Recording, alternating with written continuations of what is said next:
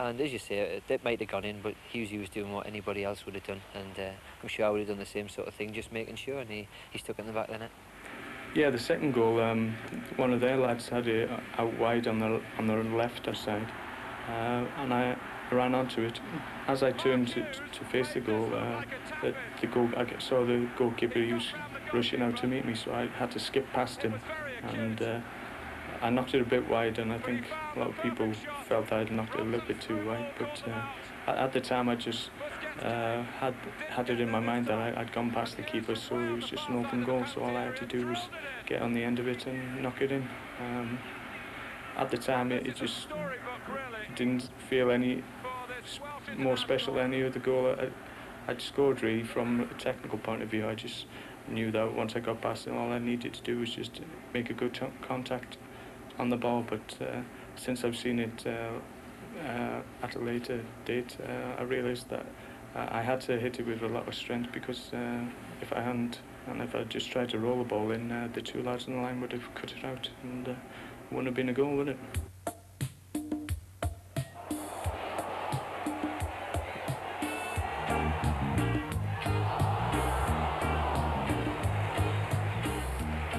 Well, to receive the PFA award from your fellow professionals is obviously a great honour, and to receive it twice, that which nobody else has ever been given the award twice, was something very special. And I was a very proud man that night to stand up there and receive the accolades from my fellow professionals. It was a very proud night for me.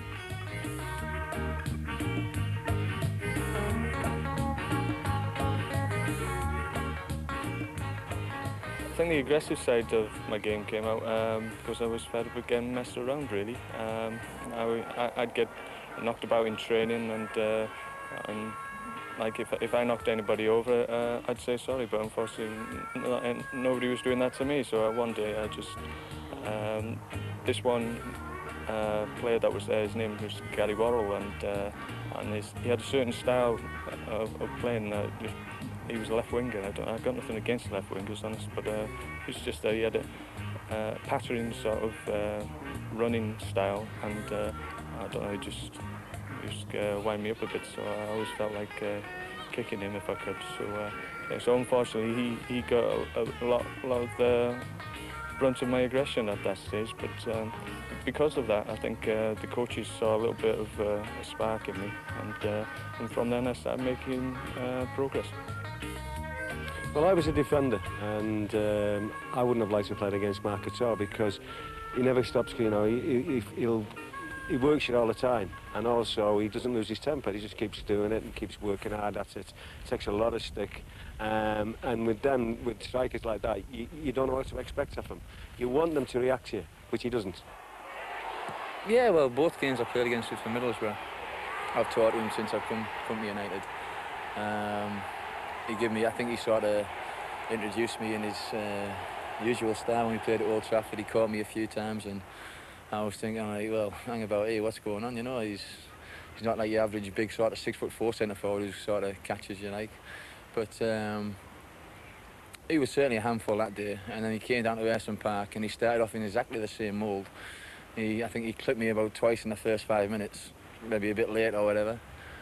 So I remember it was only like about 10 minutes in the game. One of the lads played the ball out to him, and I came through and I tried to just whack him back, like, but luckily Sparky saw I coming and jumped out of the way, but he knew I'd went to give him a good clipping, you know.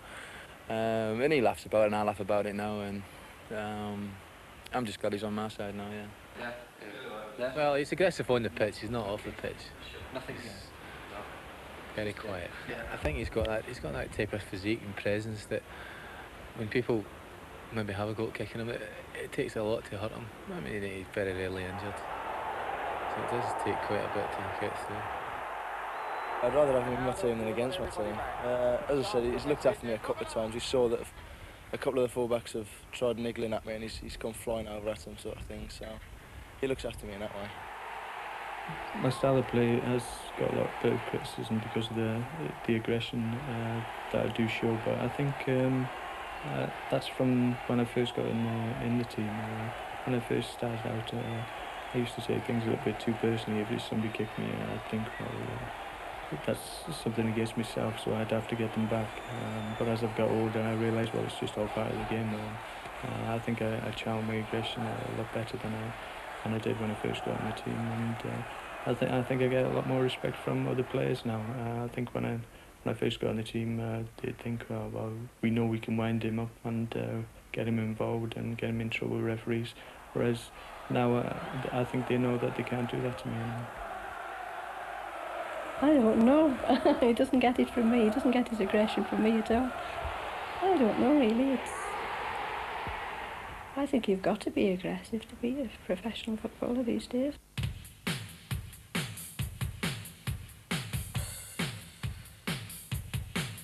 Yeah, I get remembered for a spectacular scissor kick, really, because from the Spanish game when I scored at Wrexham, and I've done a couple of times since.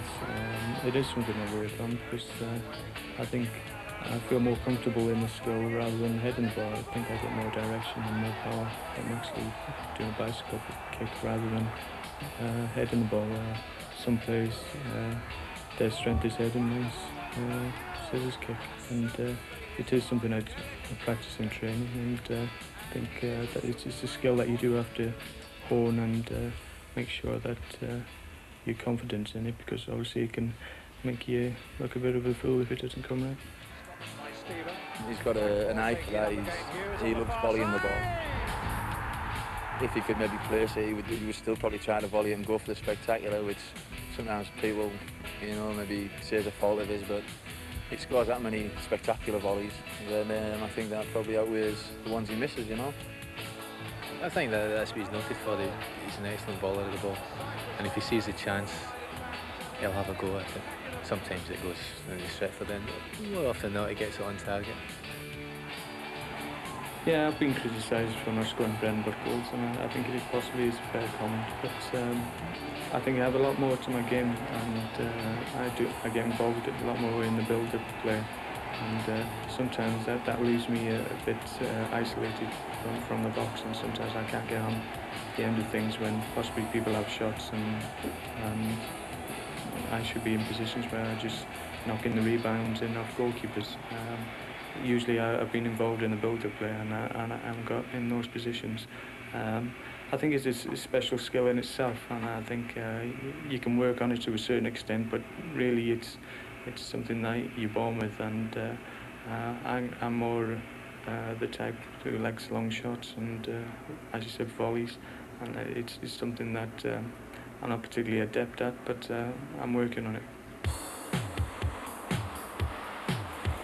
However spectacular his achievements on the football pitch, Mark is anything but a superstar away from Old Trafford. That's the type of lad Mark is. I mean, he's quiet and unassuming sort of lad off the pitch.